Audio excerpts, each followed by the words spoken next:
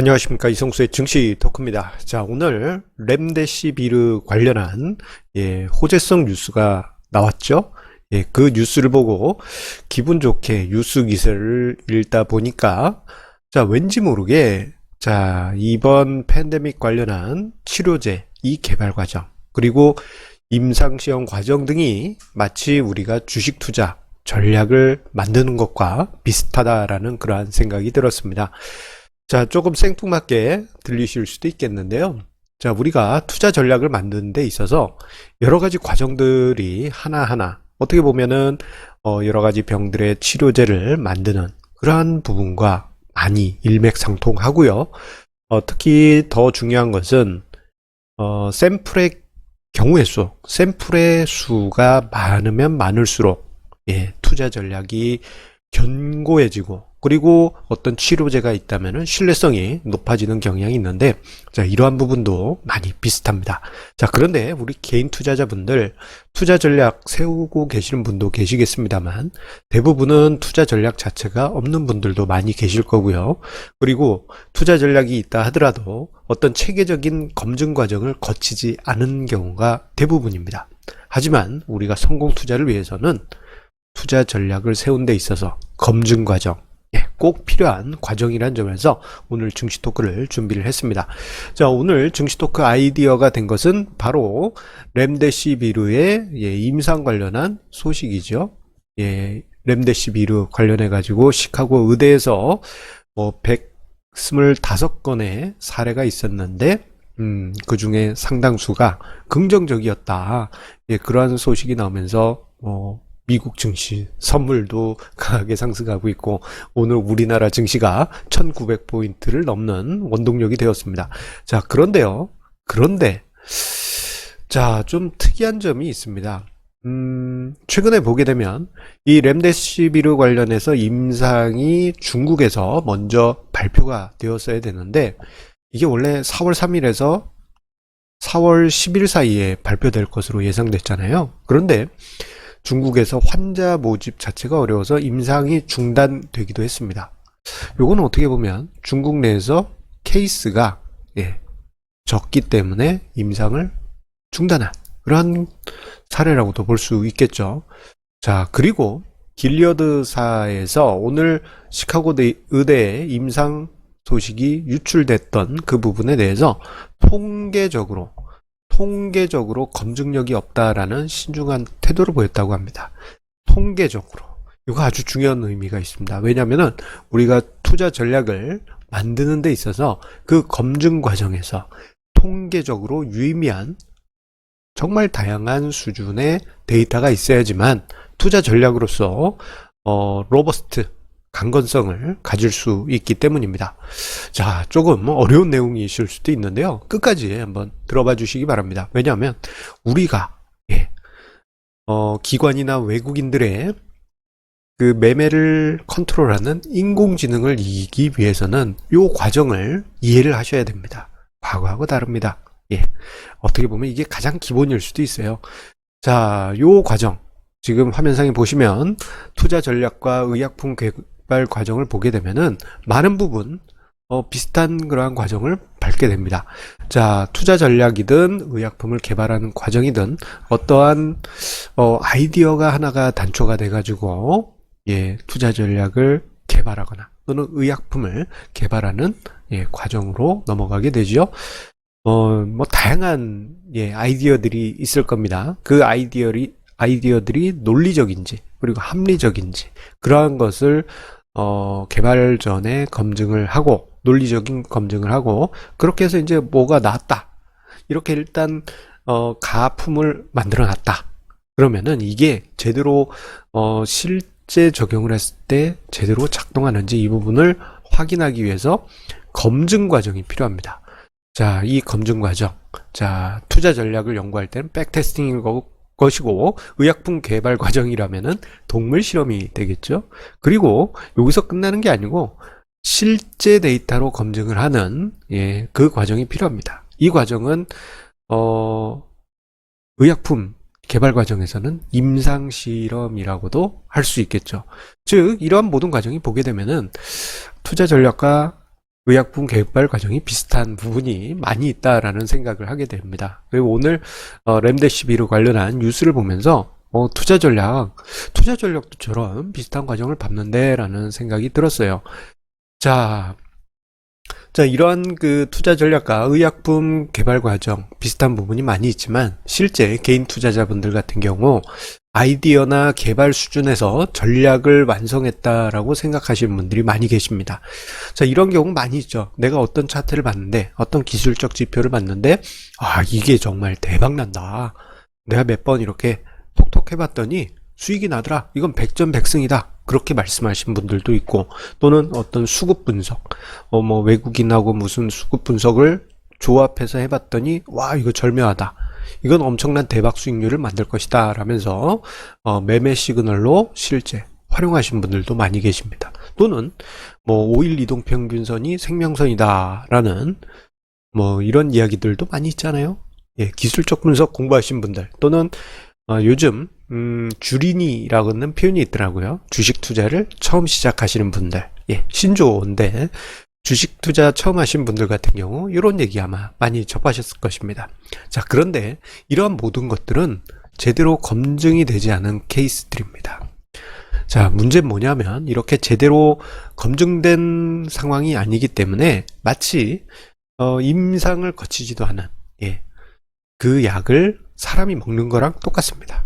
그래서 운이 좋으면 치료가 될 수 있지만, 또는 운이 좋으면은 부작용이 없을 수 있지만 생각보다 많은 경우 부작용이 만들어지거나 또는 치료 자체가 안 될 수가 있습니다. 자, 그렇기 때문에 검증이 제대로 되지 않은 전략 같은 경우에는 어떤 상황이 벌어지느냐, 한 몇 개 이렇게 테스트 해봤는데 수익이 났어요. 오케이, 실전에 투입할 거야 하고 딱 했는데 그 다음날부터 틀려요. 그러면 어떻게들 이야기하냐면 그때그때 다른 거다, 이건 예외 케이스 하면서 격가지를 하나 붙이고, 또 다른 상황이 또 예외적 케이스가 나왔다 그러면 또 격가지를 붙이고, 또 다음날 보면 또 다른 케이스가 나오게 되겠죠. 그럼 또 다른 격가지를 붙이게 되면 이건 누더기가 되게 됩니다. 그래서 그 이동평균선 분석하시는 분들 보면은 5일 평균선이 생명선이야 했던 분들이 또 어디 가면은 60일이 생명선이라고, 또 다른 상황이나 다른 시기 때 가보면 20일 평선이 생명선이었어. 이게 말이 계속 바뀌게 됩니다.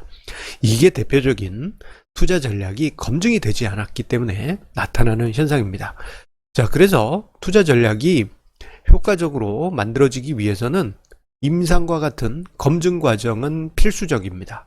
자, 검증 과정은 다양한 방법들이 있는데 가장 기초적으로 할 수 있는 것이 백테스팅입니다.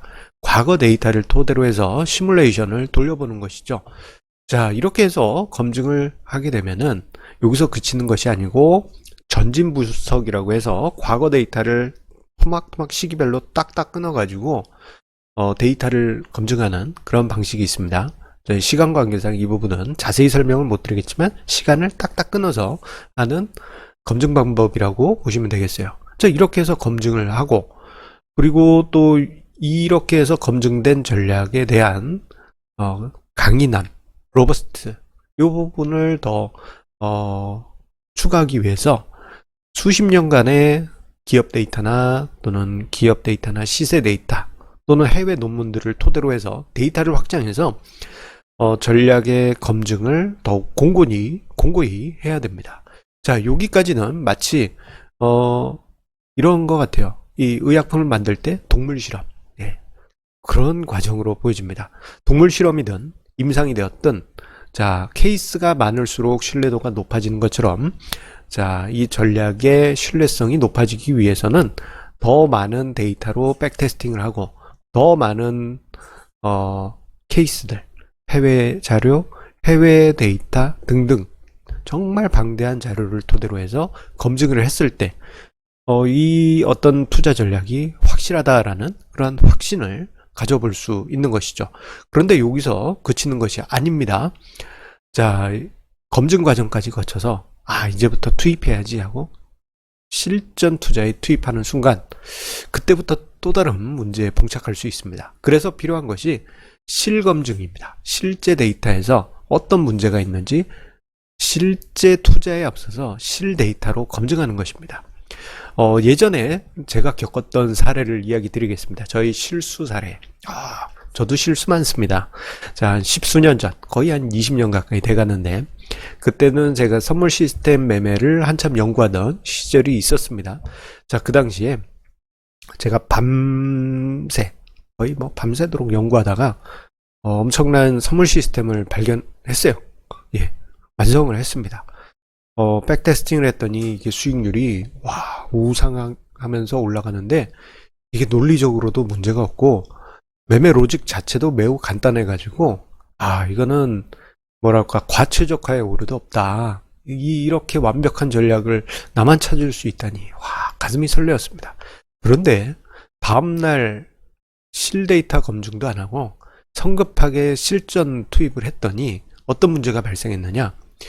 분명히 여기서 매매 시그널이 뿅뿅 나와야 될 이 선물 시스템이 매매 시그널이 안 나오는 겁니다.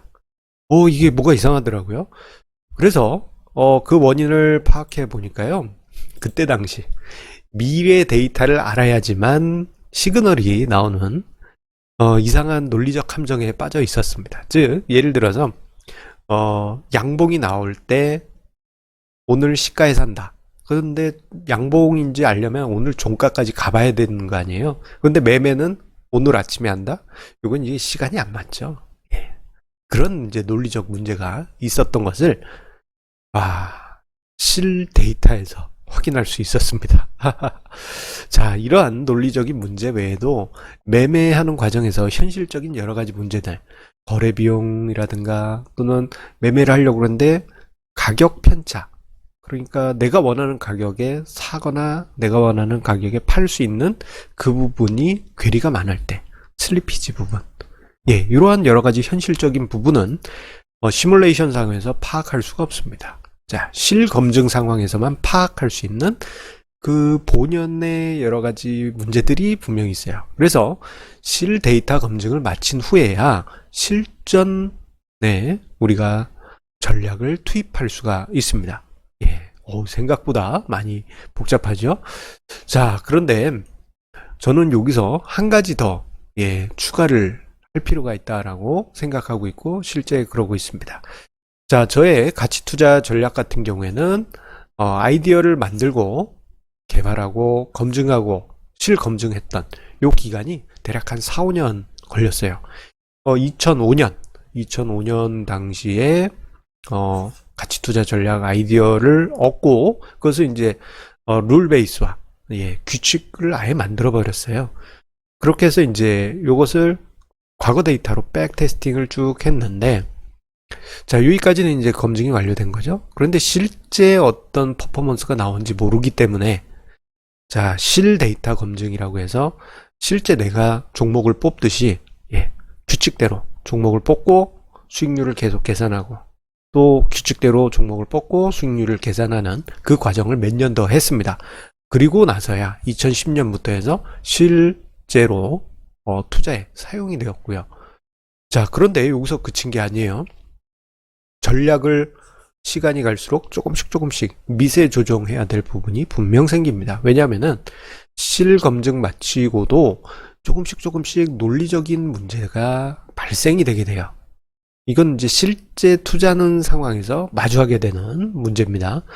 자, 이러한 이제 전략 보완 과정은 반드시 필요합니다. 뭐 전체적으로 큰 판을 뒤집어 엎는 건 아니고요. 조금씩 미세하게 조정을 해가는 것이죠. 마치 이것도 약하고 비슷한 것 같습니다. 예. 오늘 이야기 중에 투자 전략하고 약 이야기가 정말 많이 나오는 것 같습니다. 자, 예전에 신종플루 당시 타미플루, 여러분들 기억 많이 나실 겁니다. 자, 타미플루 처음 나왔을 때 이 부작용 정말 심했습니다. 예, 저도 타미플루를 먹었어요. 2010년 그때 그냥 감기 기운이 있다 그러면 다 처방해 줬잖아요. 타미플루 하나를 먹고 그날 한 6시간, 10시간 그냥 거의 혼수 상태로 있었어요. 이 약 먹고 사람이 죽겠구나, 그런 생각이 들었는데, 저렇게 만들어진 타미플루도 실제 사용한 데서 좀 이게 너무 독한가 보다, 뭐 이런 게 이제 밝혀졌겠죠. 예. 그러면서 살짝씩 미세 조정을 하면서 요즘 타미플루는 좀 덜 독하다라는 이야기가 있더라고요.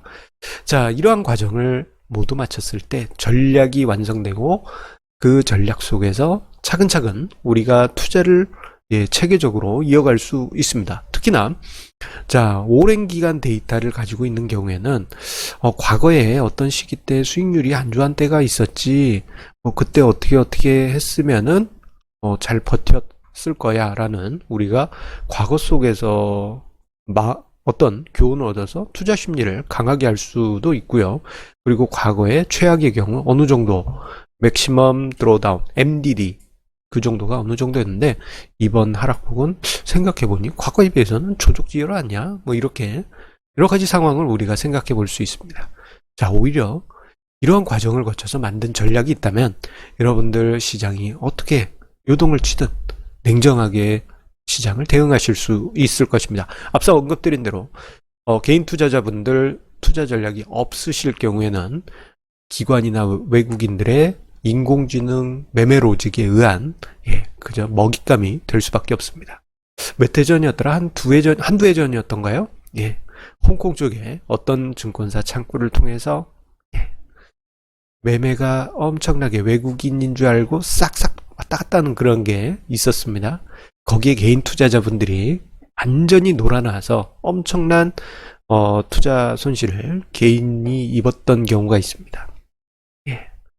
그런 케이스들을 보더라도 인공지능의 먹잇감이 되지 않기 위해선 여러분들 체계적인 투자 전략 가지시길 바라겠고요.